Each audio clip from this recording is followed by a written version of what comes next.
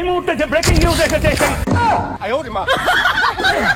Hawker সাংবাদিক কলকাতার Republic বাংলার সঞ্চালক ময়ূক রঞ্জন ঘোষকে এই তকমা দিয়ে আলোচনায় আসেন বাংলাদেশি ইউটিউবার স্বপন আহমেদ। সমালোচিত এই সাংবাদিককে নিয়ে এরপর আরও বেশ কিছু কন্টেন্ট প্রচার করেন তিনি। এর মধ্যে সবশেষ 2025 সালের ভাইরাল গরু নামে আরও একটি ভিডিও তৈরি করেন স্বপন। এই যে 2025 সালে ভাইরাল হওয়া গরু। মানুষকে বিনোদন দেওয়ার জন্য ময়ূক রঞ্জনকে হকার সাংবাদিক তকমা দিলেও নিজের সৃষ্টিশীলতা দিয়ে বাংলাদেশ নিয়ে ময়ূখের অপতথ্য ছড়ানোর বিরুদ্ধে প্রতিবাদ জানিয়েছেন স্বপন আহমেদ। পরবর্তীতে সারা দেশব্যাপী ময়ূখের প্রতি ঘৃণা প্রকাশের প্রধান সরঞ্জাম হিসেবে কাজ করেছে স্বপনের ওই ভিডিও। এদিকে ময়ূক রঞ্জন নিজেও স্বপনের ভিডিওর সমালোচনা করেছেন। ময়ূক রঞ্জন ঘোষ উনি স্ট্যাটাস দিচ্ছে অন এ সিরিয়াস নোট। বাবা, উনি সিরিয়াস ভাবে স্ট্যাটাস দিচ্ছে। মানুষকে বিনোদন দেওয়ার জন্য স্বপন আহমেদ কিভাবে এসব কন্টেন্ট তৈরি করেন, এমন প্রশ্ন জাগতেই পারে। এই প্রশ্নের উত্তর জানবো স্বপন আহমেদের কাছ থেকেই। বর্তমান যুগ হচ্ছে ডিজিটাল যুগ এবং সোশ্যাল মিডিয়ার যুগ। মানুষ সারাদিন কাজ করার পর যখন বাসায় আসে বা অনেকে ডিপ্রেশনে থাকে, তখন তারা এমন কিছু কন্টেন্ট চায় যেটার মাধ্যমে তারা বিনোদন পায়। যেমন আমরা অনেকেই রোস্টিং করি।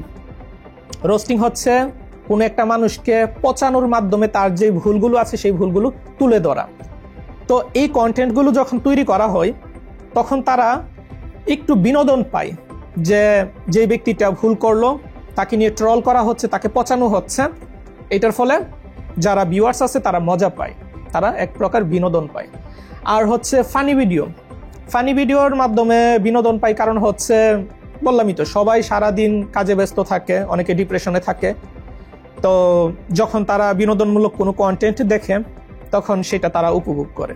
মাত্র 30% টাকায় জমির মালিক হয়ে নতুন বাংলাদেশের গড়ে তোলার স্বপ্ন দেখা বাংলা বসতি।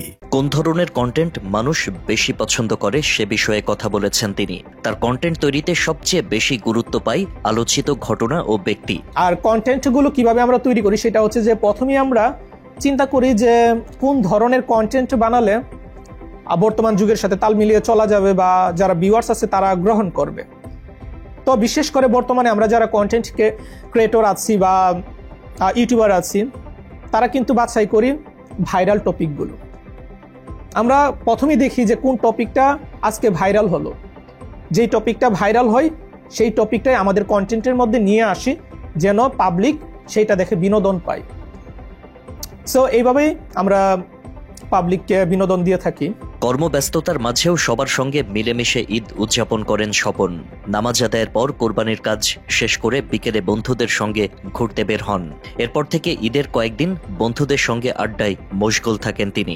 আমার ঈদ কিভাবে কাটে সেটা হচ্ছে যে সকালবেলা নামাজে যাই, নামাজ থেকে আসার পর যেহেতু কোরবানি ঈদে আল্লাহর নামে কোরবানি দেওয়া হয়, তারপর হচ্ছে সারাদিন তো কাটাকাটিতে চলে যায়। বিকালবেলা কিছুক্ষণের জন্য বন্ধুদের সাথে ঘুরতে বের হই, রাতের বেলায় বাসায় আসি, আসার পর আবার পরের দিন সারাদিন বন্ধুদের সাথে ঘোরাফেরাই চলে যায় আর কি।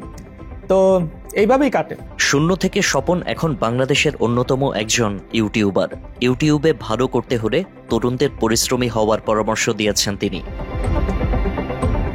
আশিক আহমেদ, বাংলা এডিশন।